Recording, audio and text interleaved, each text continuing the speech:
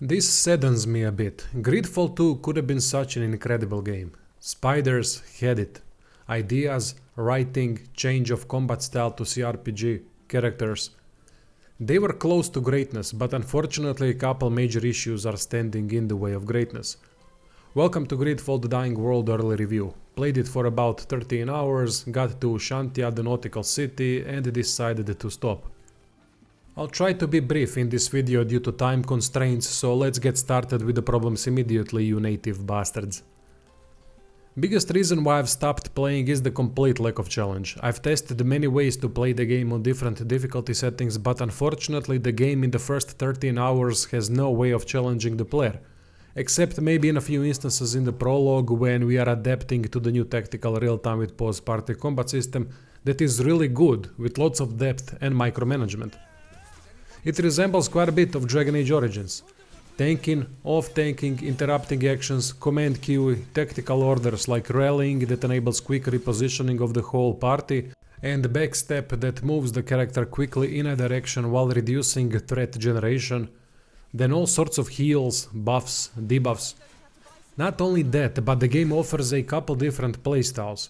If you don't want to control every little aspect of combat, there's an option to control the main character while others are controlled by AI. And AI, aside from terrible targeting choices, is capable enough to constantly heal, buff and use offensive skills. Another playstyle is hybrid that requires more micromanagement, but not to a full degree. Then there's tactical, which allows full control of everything with an option to turn on and off companion AI. I've tested all forms on many difficulty settings and everything works. I tried losing by playing terribly and couldn't even manage to do so when enemy damage had been set to 150% while the regular highest difficulty preset is 110%. I have no clue why that is. Tried figuring it out but don't know what the problem is. Enemies are capable in a way that they interrupt actions and target weaker members if not taunted. So they are doing the right thing from what I've seen. There's also variety in human groups like mages, enchanters, ranged, assassins, tanks. I would love for someone to enlighten me, cause I'm stumped why the game has no challenge despite doing the right things. Why is no challenge a problem, some might ask. Problem is when you have an elaborate combat system that doesn't require interacting with it at all aside from basic moves to succeed.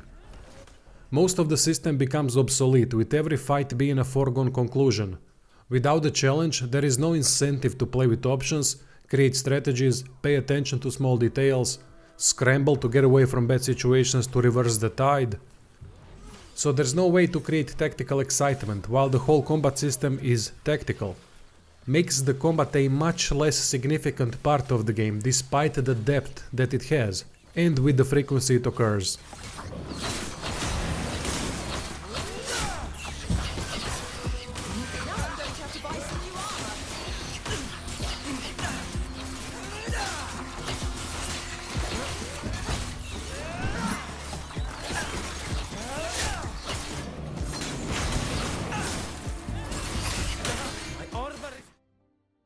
Another issue is that the character leveling system hasn't been polished properly.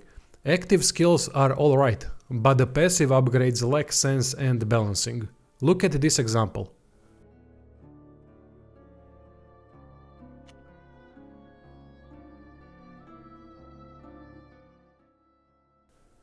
Why would I choose the skill on the left when the skill on the right gives me straight up better version? This is not the only example of the unbalanced upgrades where one choice is clearly better. Again, unfortunate because the archetypes are diverse and interesting. We can mix and match many playstyles into unique builds.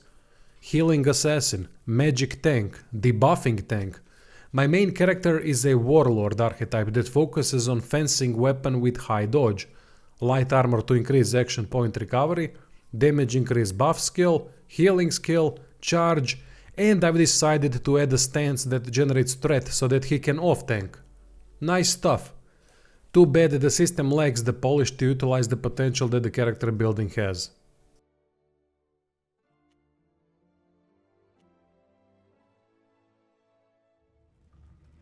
What about outside combat stuff? Developers tried to implement some kind of stealth system, but it's so bad it's laughable. Look at this.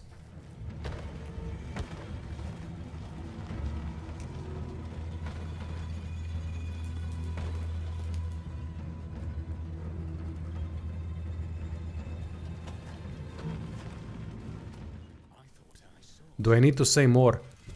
There are a few skill upgrades that grant 100% crit chance when starting a fight with a certain skill, which ties into stealth, but honestly it's a terrible system that has been overlooked completely. Another shame, as an in-depth stealth system with a game like this would work fantastic, with a detailed crime system of which there is none. Instead we can loot everything along the way without any repercussions, as long as it's not in a hostile zone. And there's so much stuff to loot. Gets tedious fast.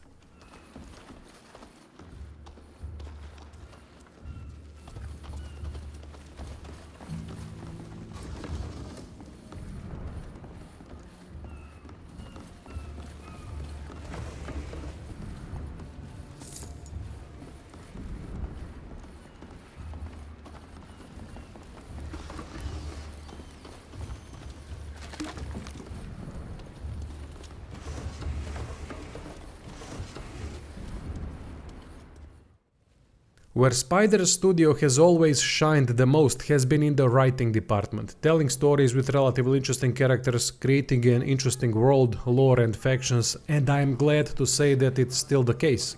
Story revolves around a small island native tribe being invaded by the foreigners that are ruining the land. Sounds pretty basic at first, right? However, there is more than one foreign force at play, which makes things quite interesting because factions do not play well with one another. X factor being our tribe. We are captured and taken away to one of the big cities, from which we barely escape. Along the way, new companions join the party, each being part of a different faction, which makes things more interesting. Especially when the time comes to make decisions. There is a relationship system based around decision making and the benefits are quite huge.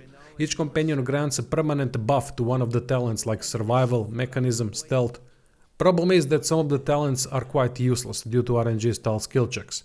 Equip a cape that gives a certain talent bonus, have a party member that gives that same talent bonus, and saves come until success. Another unpolished system.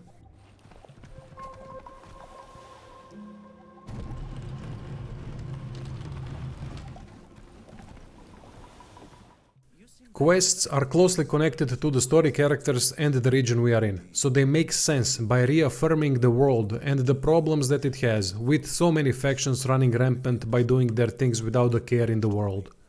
Decisions that need to be made are quite good too, from what I've seen so far. World building does seem quite good early on, as our decisions have permanent effects. There is also a reputation system with each faction, but I didn't play long enough to see how deep the system goes and how it affects everything in the world. Some quests have big issues though. More than one way of finishing a quest is available, but the game doesn't seem to register when the quest is completed. So the interaction with the quest NPCs continues like the quest is still active. I've noticed that with a couple quests. Goes to show how unpolished the game is, unfortunately.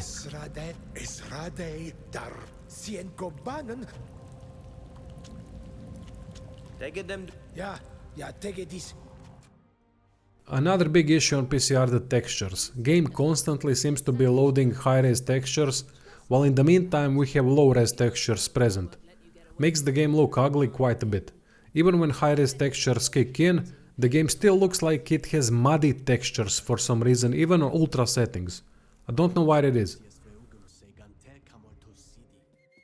Summary of this early review would be that Spiders had some right ideas with Greedfall the Dying World, but unfortunately almost everything except the writing leaves a lot to be desired. Seems like the game needed way more time in development to fulfill the high potential that it has. This game could have been great, but as things stand it's far from it. Patreon, subscribe, start merch in the description. Thanks for watching and see you soon.